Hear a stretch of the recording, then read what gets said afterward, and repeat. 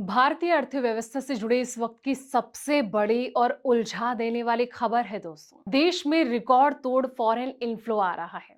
Dollar की entry छप्पड़ फाड़ हो रही है, लेकिन इसके बावजूद भारतीय रुपए लगातार क्यों फिसल रहा है? क्या ये सिर्फ बाजार का उतार चढ़ाव है या फिर पर्दे के पीछे आरबीआई का कोई बहुत बड़ा गेम प्लान चल रहा है? क्या रिजर्व बैंक जानबूझ के रुपए को थाम नहीं रहा? चलिए दोस्तों, इस वीडियो में जानते हैं सभी पहलू के बारे में। नमस्कार, मैं हूं आपके साथ संध्या बिष्ट और आप देख रहे हैं द इकोनॉमिक टाइम्स हिंदी। रुपए की कीमतें गिरने लगी तो रिजर्व बैंक ने डॉलर जुटाने शुरू कर दिए। नतीजे बेहद शानदार रहे। 2 महीने में आरबीआई ने बैंकों से बड़े पैमाने पर विदेशी मुद्रा जुटाई। 36 अरब डॉलर से ज्यादा तो सिर्फ एफसीएनआरबी के जरिए जमा कर लिए गए और इसके अलावा अन्य रास्ते से अरबों डॉलर आए। अब तक 41 अरब डॉलर जमा हो चुके हैं दोस्तों। और कुछ अर्थशास्त्रियों का तो यहां तक मानना है कि अगर विदेशी मुद्रा आने की यही स्पीड बनी रही तो 100 अरब डॉलर का जादुई आंकड़ा भी पार हो सकता है। सवाल यही से बनता है कि जब इतना डॉलर आरबीआई जमा कर रहा है तो फिर रुपए की कीमत में गिरावट रुक क्यों नहीं रही है? रुपए मजबूत क्यों नहीं हो रहा है? हकीकत कुछ और ही है। आरबीआई की प्लानिंग रुपए की गिरावट थामने की नहीं, बल्कि कुछ और है। आरबीआई अभी भी नहीं बल्कि आगे की प्लानिंग कर रहा है, ताकि जब भी वैश्विक हालात इससे भी ज्यादा खराब हो जाएं या कोई संकट आ जाए तो भारत के पास कभी भी विदेशी मुद्रा की कमी ना हो। अब से पहले ये होता आया है कि जब भी रुपए पर प्रेशर बढ़ता है तो आरबीआई अपने विदेशी मुद्रा भंडार से डॉलर निकालकर बाजार में बेचता है और बदले में रुपए खरीदता है। बाजार में ज्यादा डॉलर आने से अमेरिकी मुद्रा की कमी दूर होती है और रुपए की गिरावट थमती है। लेकिन इसमें एक समस्या है दोस्तों। इससे देश का जो जमा किया हुआ विदेशी मुद्रा भंडार है वो कम होने लगता है। जब संकट आता है तो बचा पाना काफी ज्यादा मुश्किल हो जाता है। अब आरबीआई कहां से जुटा रही है डॉलर? दोस्तों, जून की आरबीआई एक नया पैकेज लेकर आया।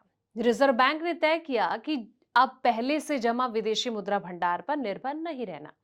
नए सिरे से डॉलर भारत लाना है। इसके लिए सप्लाई चेन बनानी है। ज्यादा डॉलर आने का रास्ता बनेगा तो बाजारों को भरोसा मिलेगा कि भारत के पास किसी भी तरह के उतार चढ़ाव या अस्थिरता से निपटने के लिए पर्याप्त विदेशी मुद्रा जो है वो मौजूद है। और इसी कोशिश के जरिए अब तक अरबों डॉलर आ चुके हैं। 100 बिलियन डॉलर का टारगेट क्या पूरा होगा? विदेशी मुद्रा आने की जो रफ्तार है इतनी तेज है कि कई अर्थशास्त्रियों को भरोसा होने लगा कि आरबीआई ने जो 100 बिलियन डॉलर की विदेशी मुद्रा लाने का गोल रखा था वह पूरा हो सकता है।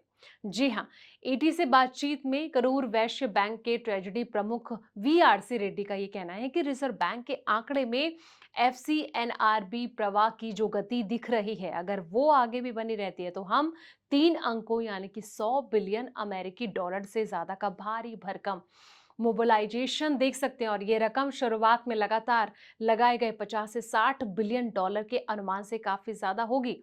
अब सवाल ये आता है कि क्यों लुभा रही है एफसीएनआरबी स्कीम? जी हाँ, बता दें कि स्कीम के तहत सबसे ज्यादा पैसा आ रहा है दोस्तों और ज्यादातर एनआरआई ये पैसा भेजते हैं।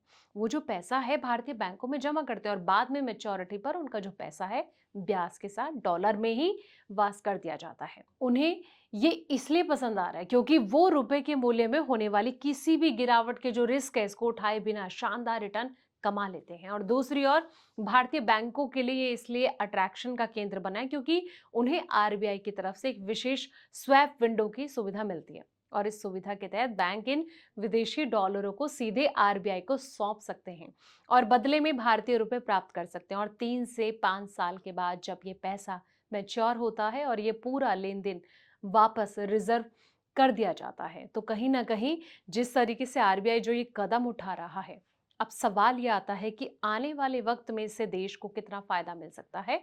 इस रिपोर्ट को आप कैसे देखते हैं? कमेंट बॉक्स में अपनी राय जरूर दें। फिलहाल इस वीडियो में इतना ही। ऐसी पल पल के अपडेट्स के लिए आप देखते रहें द इकोनॉमिक टाइम्स हिंदी।